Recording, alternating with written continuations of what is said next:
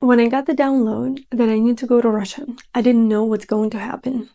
If you don't know what's happening, follow the link in the comment to watch the first part of this video. Also, I'm going to be touching on some sensitive topics in this video, so if you feel like you could be triggered by the topic of death or brain injury, maybe you should stop watching this video now and come back later.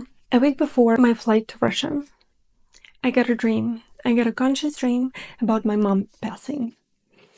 It was so visceral that I could feel it in my body. I could feel and I could see what would happen in my life, what would happen with the people in my family, how my life would change after that. It was a very unsettling feeling, and usually I'm very comfortable with the topic of death. I work with my clients around this topic as well, and I help them understand life after death better and maybe even how to prepare for it. I even had those conversations with my mom. Death itself wasn't scary to me, but how it would impact me, that feeling was new. That's something that I haven't experienced before in my meditation or in my processes. This was different. I learned a lot from it. It kind of gave me pointers on what I would need to do, how I would need to prepare. I appreciated that because usually when I see a metaphor, it teaches me a lot. It teaches me how I need to switch my perception, what I need to do differently to live the experience fully. A couple of years ago, my mom fell and hit her head. And since then, she started getting some headaches and the high blood pressure. She was suffering from it lately. Last year, when I was visiting, I was actually doing some energy healing on her, and it helped. She started feeling much better. Her body was very responsive. I could receive a lot of information from her body, from her head, and what needs to be done and how she needs to be supported. This time when I came, she started getting the occasional headaches again. When I was trying to do some energy healing, nothing was working. I didn't feel energy going through me. I didn't feel her body as much as before. And yet again, I felt powerless. I felt like I cannot do anything. I cannot help in any way. At the same time, I felt this level of exhaustion from the fires, from flights, from moving around. And really, when I came to Russia, I just wanted to spend some time in the garden with nature, just relaxing and recharging a bit. When I was trying to help my mom, it wasn't helping. And in that moment, I realized that this frequency of powerlessness is very present in my life. If my reality is showing me powerlessness, then some kind of a powerless blueprint I'm carrying in my frequency. When I realized that, I understood that it's trying to teach me something. It's trying to make me see that I'm carrying the frequency that is affecting my reality. And if I want my reality to be different, I need to entrain to a different frequency. And of course, if I feel powerless, what kind of frequency wants to appear for me? It's frequency of power. It's a frequency of strength. That was very clear that this year is teaching me power. It's teaching me strength, that I am and maybe will have situations in my life where I will need to find power, where I will need to find strength within myself. And of course, knowing how the whole space, the whole universe, the whole life is always teaching me certain skills, certain mastery of frequency, I knew that it's not going to be easy, but I will eventually come to that embodiment of power. And so one day, my mom got another headache and nothing was helping. I couldn't help. The meds couldn't help. She was not fully conscious. She was throwing up. We called an ambulance. They came and gave her a shot, but it didn't really help. And then later on, she fell again and she hit her head. This time we had to take her to the hospital. She got a brain injury. She got a tumor. She got a hematoma. We needed to move her from one room to another to do different scans and move her body as well. Her body was so heavy. When the human is unconscious, the whole body becomes, I feel, twice as heavy. And when we were trying to move her from one bed to another to do the tomography, we almost couldn't. And I felt, again, powerless. It's like my whole body, my muscles didn't have any power to even move a tiny woman. And it's almost like every step of the way I was getting after hint about the powerlessness and how it spreads across my whole life. In all areas of my life, it was affecting me. While it was all happening, I was making notes in my head. Here, I need to activate the frequency of power. Here, I need to activate the frequency of power. Here, I need to do something to support the frequency that would actually eventually be embodied by me. They put her in ICU, and for a few days, we didn't know what's going to happen. While we were waiting, I could feel how resistance would come up. I could feel how this controlling energy would come up. I could feel how everything within me was trying to fight against what was happening in the moment. I was trying to make it better. I was trying to make it feel different, to look different. And when I couldn't, the only thing I could do is accept what's happening.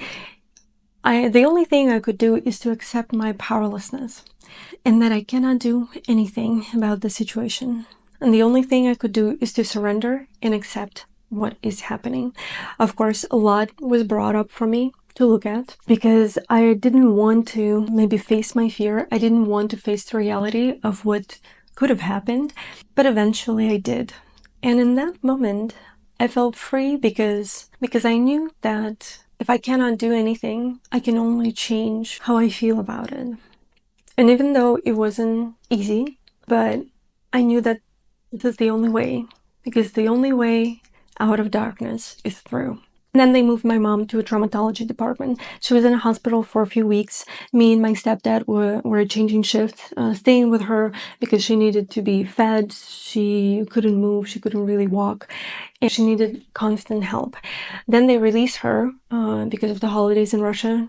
And the hospital wasn't really working. It's a strange thing, I know. But she was feeling a little bit better. But even at the house, she needed constant help. She needed constant care. It was draining emotionally. It was draining physically.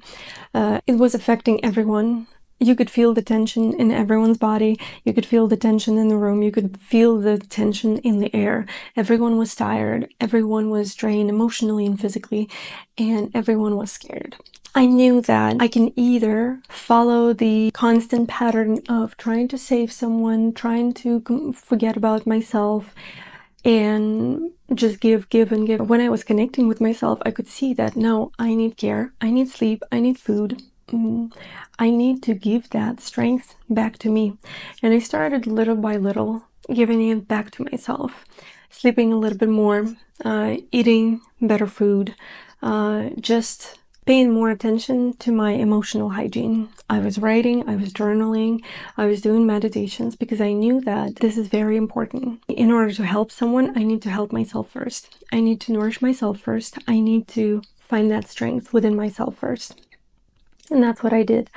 My mom started feeling better. And while my mom was recovering at home, I received another message from a relative. It was a shocking message because I definitely didn't expect it to happen. At that time, it was 3 weeks after my mom's brain injury happened. I got a message that my father passed. My dad lived in a different city. My parents got a divorce when I was 3, and when I was 10, we moved from my hometown to another city across Russia.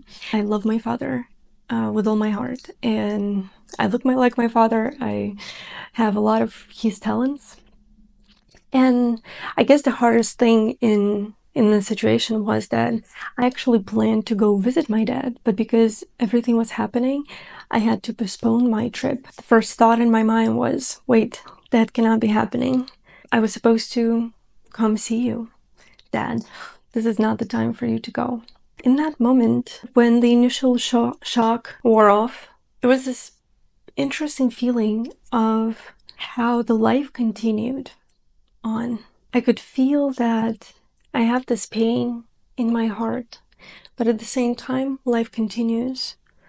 The calls are coming in, the messages are coming in. Everything is happening as if nobody just found out that my dad passed. And when it came to decide if I'm going to a funeral or not, because the town where my parents live is not far from the border of Ukraine, and as you know, currently there's still a war going on. The airports in this area are all closed, so you cannot fly straight from here to somewhere else. You need to take a train to go to another city and fly from there. Yet, to where my dad used to live, it would take me 2 days to just get there. And I planned to spend 2 days for the funeral and to see my relatives. So it would basically take me 6 days not to be with my mom, because she still needed care, she still needed help coming up and down the stairs, to be watched and to be fed. But I decided that I wanted to go anyway because I needed to receive some kind of closure. And so I did. When I arrived to Chita, the city I was born in, the first thing that I've experienced walking out of the airplane is the smell of fire. As it turned out, that area also had some forest fires happening, and it was actually happening not far from the airport. You could see the ashes in the air, you could smell the smoke in the air. And when I smelled that, I felt like I'm back in LA. I felt like I'm reliving the same experience again. But this time, I didn't feel anxious anymore. I just felt like, this is familiar. This is something that I've already lived through, and I almost know what to do this time. And then during the day, I was going to see my relatives, and in the evening, I went to see my aunt, my uncle. I was staying with my cousin, and when we arrived, my aunt just started hugging me, even without me taking my shoes off. When she hugged me, I felt a lot of emotions coming up in her body. I felt like she was waiting for me. I felt like the whole tension that she was carrying in her body was trying to resurface, was trying to be seen, was trying to be felt by me. She hugged me a couple of times, and then while I was taking my shoes off, I hear my uncle say, "Natasha, what is happening?" Because she started losing consciousness. We took her and were trying to move her to the couch, and she collapsed. In that moment, I felt like I'm reliving the same reality that I experienced with my mom. Her blood pressure went up. She started throwing up. She was unconscious. Of course, we called an ambulance. They came fast, but my cousin and my uncle, they didn't know what to do. This time, I knew what to do. I knew how to put her on the floor, in what position. I knew how her body is going to react. I just knew what to do. When we went to the hospital, at the same time, I knew how to take her to all of those rooms, how to move her from one bed to another. I knew how her body will feel, how heavy it will feel again, and what to do in this situation. They moved her to the ICU department, and she went into a coma. That night, me and my cousin, we were talking a lot, and I could see that I'm helping her through whatever she was feeling, because I was already in a similar situation, so I knew how to work through it. And the next day, it was a day of the funeral. I didn't know what to expect. I didn't know how I will react. I didn't know what I would feel. Before they brought the casket, my father actually appeared in his soul form, and he started a conversation with me and the people around. He was actually showing that he's happy now, he's at peace now. He wasn't really worried about the funeral, he didn't really care about it. And she started just giving a lot of messages and a lot of comforting frequencies to me and everyone around. Just that already started to changing my perception of death. It was an open casket funeral. I could see the body of my father. And the interesting thing in that experience was that when I was looking at him, I didn't see my dad anymore. It was an experience of a costume. It's as if I saw a mannequin or just a costume for the soul lying there. Especially because my dad was right next to me, talking to me, even making jokes inappropriately. This experience was a little bit confusing because I didn't know if I was supposed to be sad or if I was supposed to be calm and having fun. The whole funeral went smoothly, and my dad appeared a few more times and comforted everyone around. And after the funeral, I actually felt liberated. I actually felt that the collective construct of grief would be experienced differently. Because whenever I would start feeling sad, I would see or hear my dad again. It was this constant feeling of his presence whenever I need him, as if I didn't lose anything.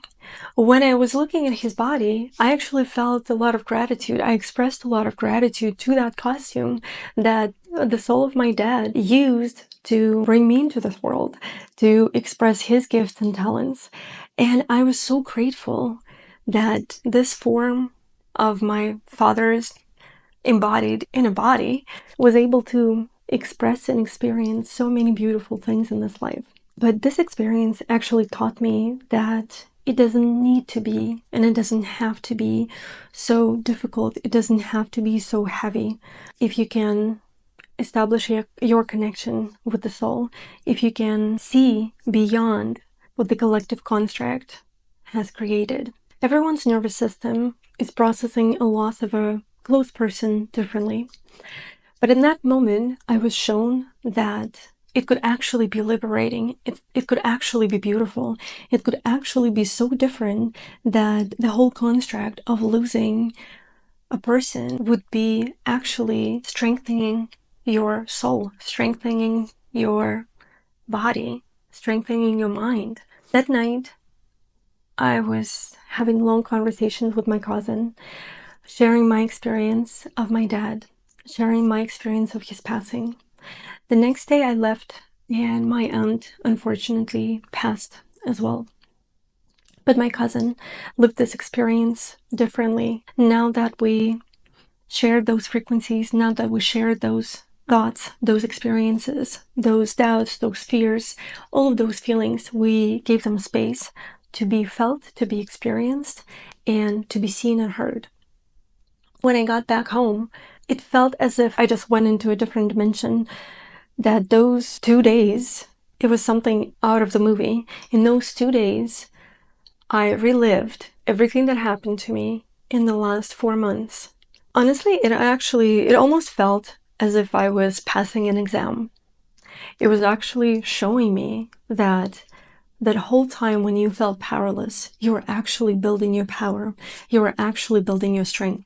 Because when I came back, I started feeling that power within myself, because that whole experience in my hometown just showed me that I can do things differently. I can feel things differently. I can experience reality differently. And I can find my strength and my power in every little moment, in every passing moment. And I can choose how I'm going to experience it, how I'm going to see it, how I'm going to feel it. And it helped me a lot. And when I came home, something happened in me. I started feeling this energy coming up in my body. I started feeling like I'm almost coming back to life. I started working with a trainer because I felt like this strength and power that is rushing through my body wants to be expressed in my physical body as well. I started taking different lessons and taking different actions that I didn't feel like I have the power for in the past. And so the process of finding that power within is, first of all, accepting that you are powerless. In the moment, if you cannot change the situation, you need to accept your powerlessness. You need to accept and surrender to it. You need to feel everything that would come up with acceptance of that state, and then start seeing your power in every little action, in every little moment in your life. How can you see your strength and your power in how you're getting up every day, how you're taking care of yourself, how you're nourishing yourself, how you're sleeping, how you're giving yourself enough rest, how you're reacting to the emotions of other people differently, how you're behaving in challenging situations. Those 2 days in my hometown showed me that what I thought was breaking me was actually grounding the power and the strength within my whole body, within my whole energy field, within my whole being. My mom is still in recovery. I'm still learning to embody and ground the frequency of power and strength. whenever I see that for some reason I feel powerless, I switch it to the frequency of power.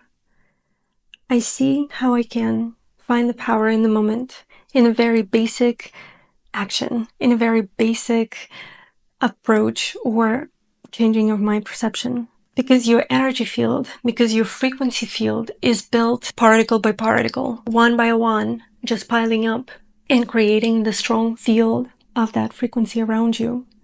If you are feeling powerless, if you are feeling like you're losing your strength, if you are feeling like you cannot affect or change the situation, if you're feeling like you're resisting and you're not accepting, the first thing is to surrender to that feeling, is to accept that, and then see what rises for you.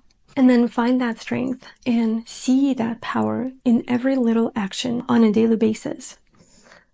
During that time, one of the powerful steps that I saw would help me is to seek professional support. I already have my mentors and people that know me, people that know how to work with me, people that can see my energy, that can see my whole being. And I reached out to receive that support and help so that I can move forward without the emotional weight of everything that was going on. If you've gone through something similar, if you were in a situation when you felt powerless, but then you found your strength, but then you found your power, please share your thoughts and please share the steps that you've done in your situation. Or if you would like more details on how I can support you personally, follow the link in the bio or in the pinned comment below. And if you like this video, like it and subscribe. And I see you soon for more videos from the Frequency series.